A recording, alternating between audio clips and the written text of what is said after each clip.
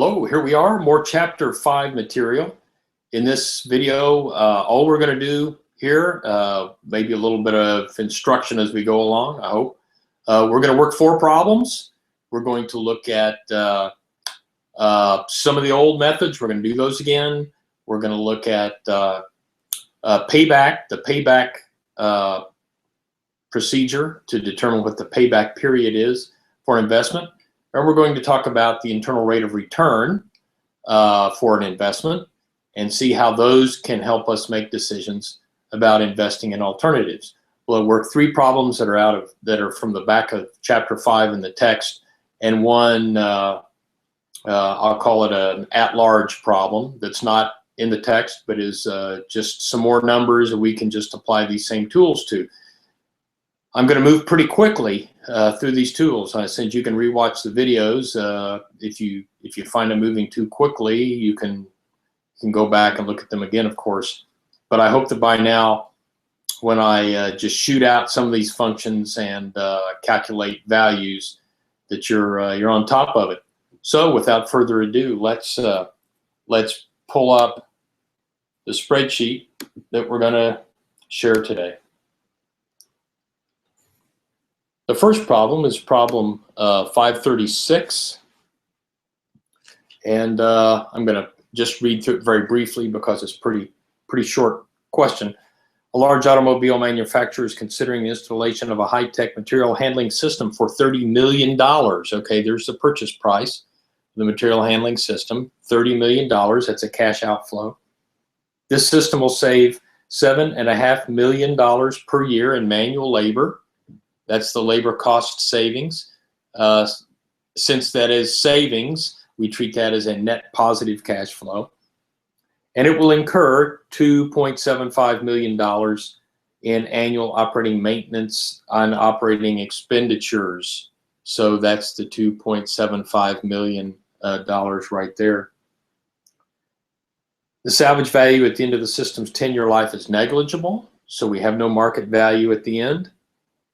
Good time to mention here in Chapter 5, sometimes you'll see the term salvage value used, and sometimes you'll see the term market value. In Chapter 5, those are used fairly interchangeably. In Chapter 7, we're going to have to formalize what salvage value is. We'll do that when we get there. If the company's hurdle rate, or MAR, is 10% per year, there we go, should the system be recommended for implementation? So we have a 10-year life, 10% MAR. These are the values of interest to us. And it says, should the system be recommended for implementation? Well, you know, so far, if we wanted to know if this was a good investment or not, we might use the present worth method. And I could do that right here. Let's look at what the present worth of this investment is. Well, it's equal to the negative $30 million, which is already a present amount. So that's fine. Now we need to bring other cash flows back to the present. The only other cash flows we have are these annual cash flows, labor cost savings, and the operating and maintenance costs. So we have that difference there, and we can take those and bring them back to the present with a PV function. Now let's remember, we want to keep the sign on these, and since we do, I'm going to say negative PV. The first argument is the rate, that's 10%. Let me just make that smaller. The rate is 10%. The next argument is the number of periods, and that's 10. The next argument is the payment amount. Well, that's the annual amount, and we have 2 values for that. And I'll just say, okay, that amount is the sum of the 2 annual amounts that we have here, the sum of the labor cost savings and the O&M. Just add those 2 up. And we have no future value. If we had a salvage value or a market value at the end, we could put it in there, but we don't. So I'm going to close that function out, and let's see what we have. negative $813,306. So let me change this format a little bit here. Okay, so by golly, that's negative. That means that this is not an attractive investment, right? Not an attractive investment. What is the rate of return? Another way we could compare this investment to the attractiveness is to find out what the rate of return, the internal rate of return, the return on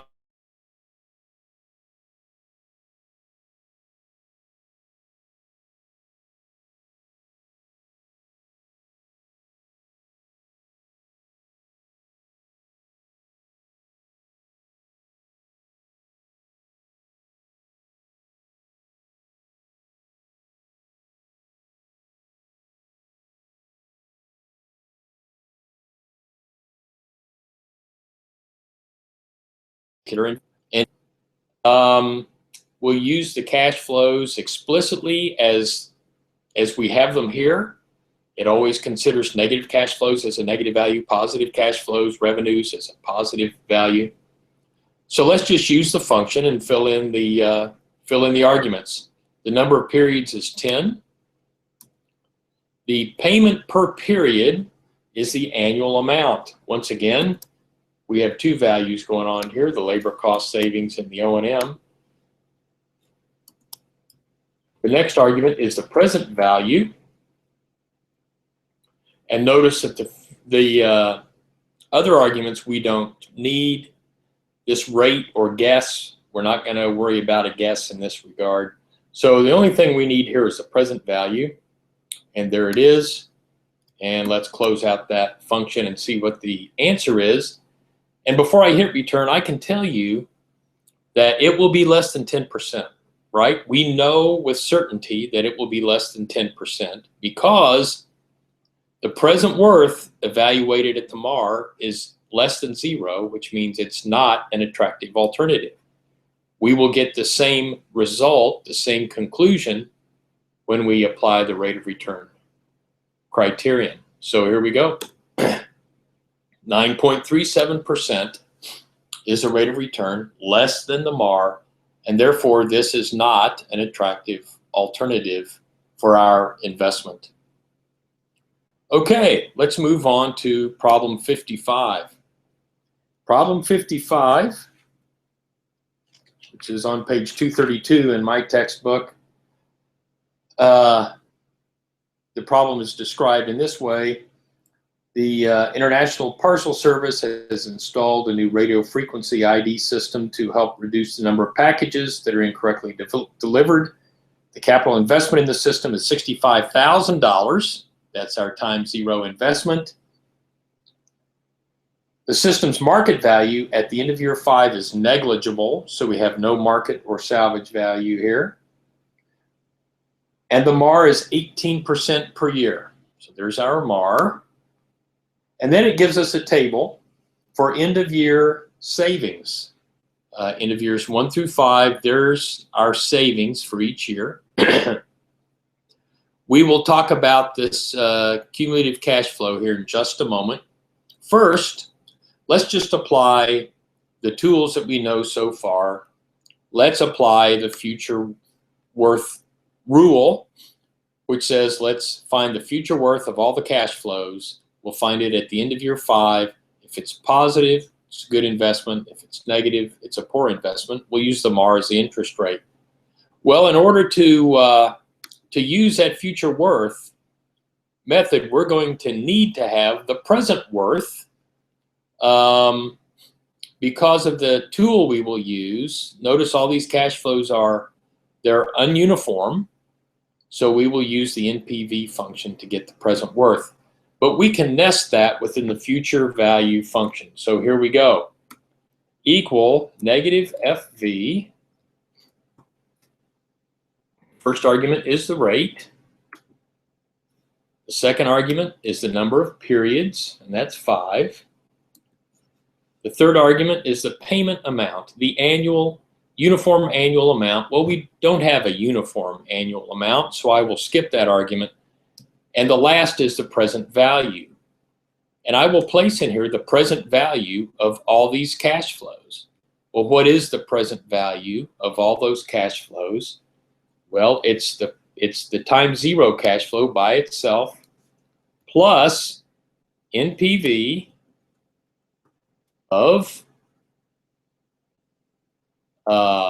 the discount rate or the interest rate, 18%, and the cash flows from years 1 through 5. So that takes care of that argument. We can close out the function, and this will give us the future worth for this investment at a MAR of 18%. $84,000 greater than zero. That means that this is a good investment. Part B asks, what is the internal rate of return? Internal rate of return. Now, we won't use the rate function here. We will use the IRR function. IRR, internal rate of return function. This is perhaps the simplest function in the arsenal in a spreadsheet. Equal IRR, cash flow amounts, and rate guess are the only arguments. Well, once again, we're stuck with this guess business, and we might talk a little bit more about that later. But for the time being, we won't worry about the fact that there's that we might need a guess. We don't need one for this problem. So let's just focus on the cash flow amounts, and starting with year zero. Now, the IRR function includes, unlike NPV, the IRR function needs the year zero amount. I'm just going to highlight all the cash flows. And there we have it, and I'm done. Now, again, since we know that this is an attractive investment, this internal rate of return, this IRR, will be greater than 18%. 38%, very attractive return, very attractive alternative, looks like so far. Okay, what's this last part? Part C, DPB, discounted payback. Let's talk briefly about the payback method in general, and then we'll talk about the discounted payback method. Let me put a separate column out here. Cumulative oh my, I lost my spreadsheet.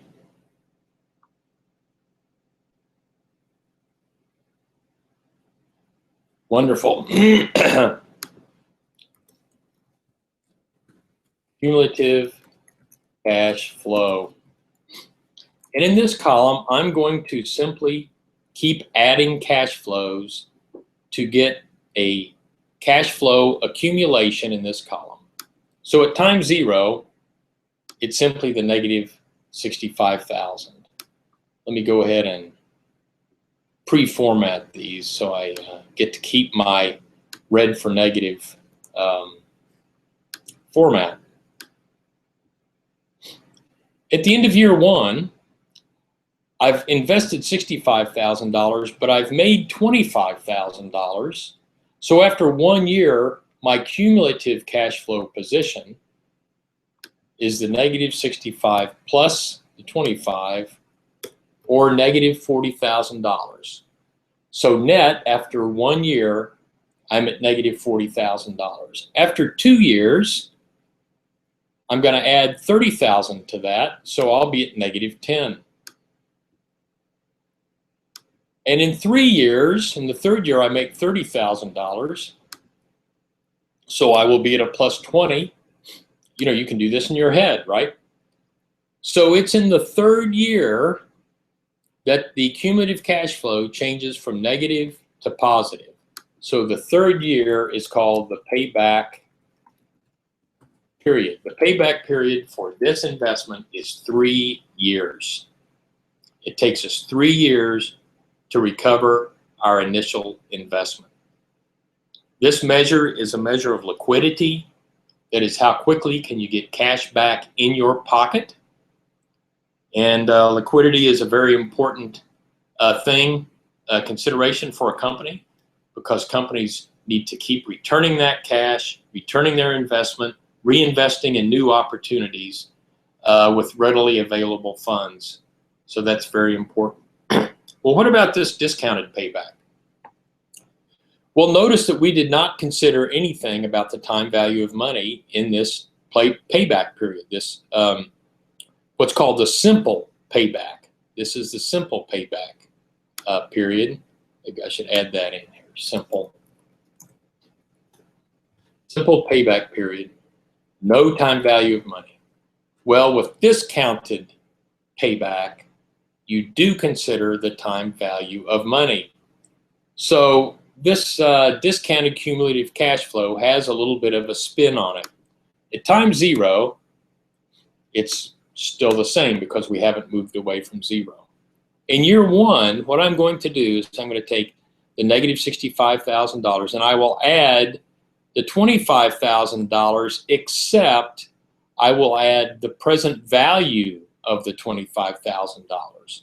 So I will take the $25,000, bring it back to time zero, and then add it to the discounted cumulative cash flow so far.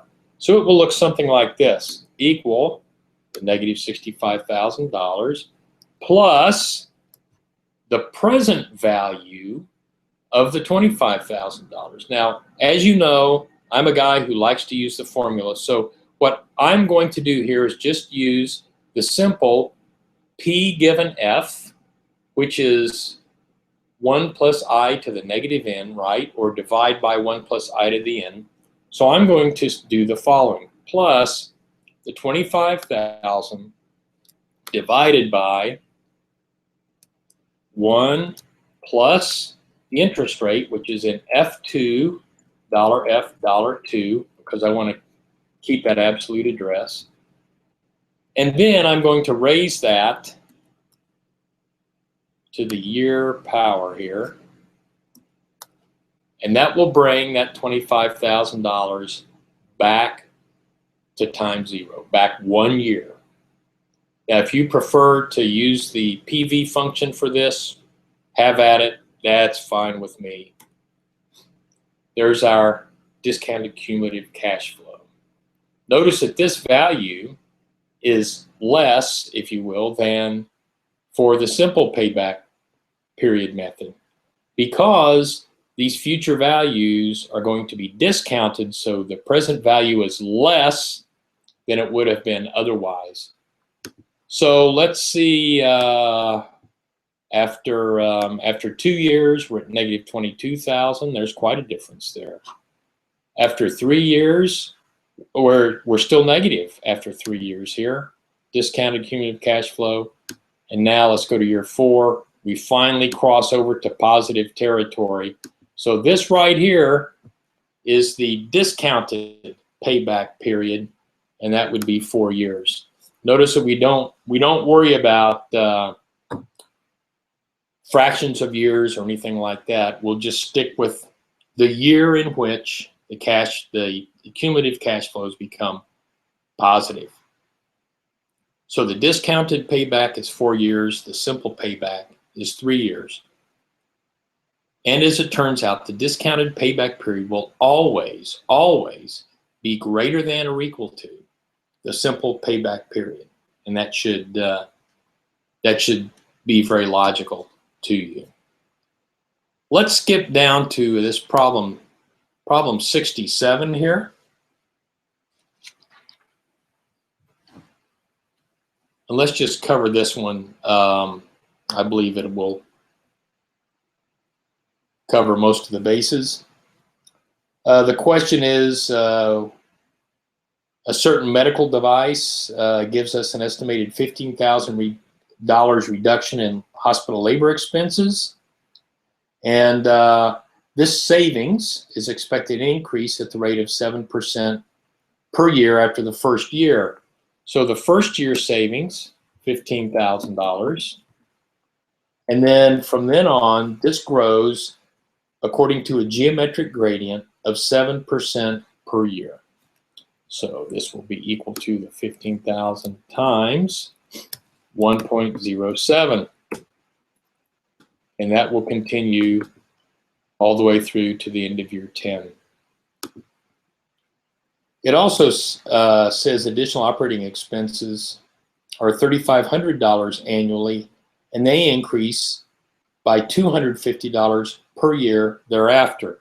So our expenses begin at negative $3,500, and these are going to, the expenses increase, so our cost will increase by $250 per year.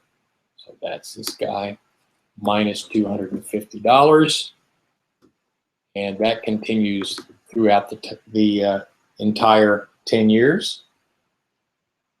It has no market value. After 10 years, the MAR is 10% per year. How much can the hospital afford to pay for this device? Well, notice I have a net cash flow column here, so we can not worry about each of these individually, but look at the, whoops,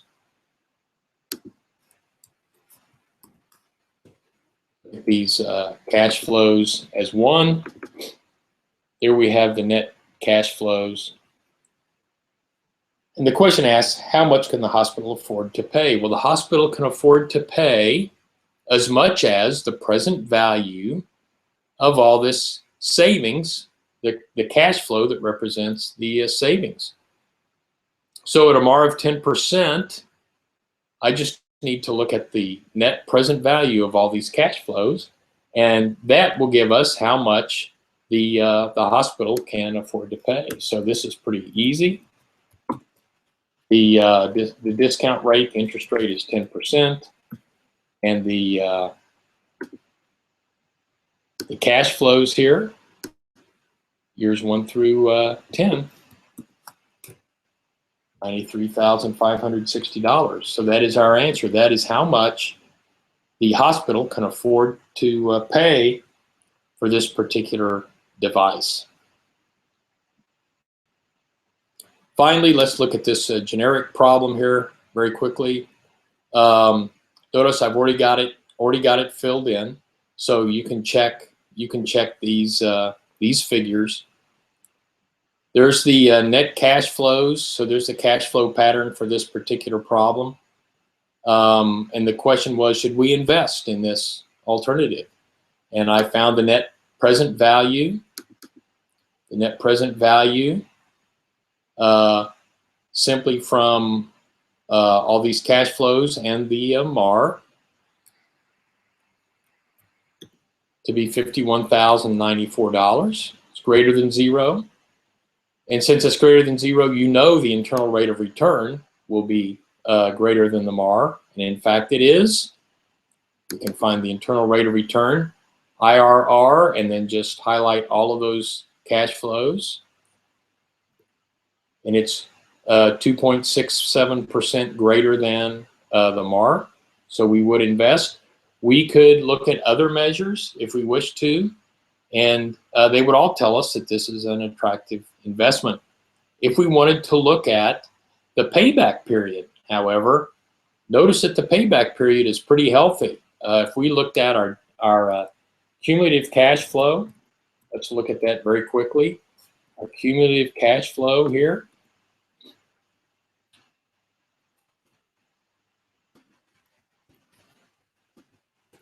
Notice we continue to be more and more negative as time goes on, and it takes us a while to recover. Let's try that again. We don't turn the corner until year 7. So the simple payback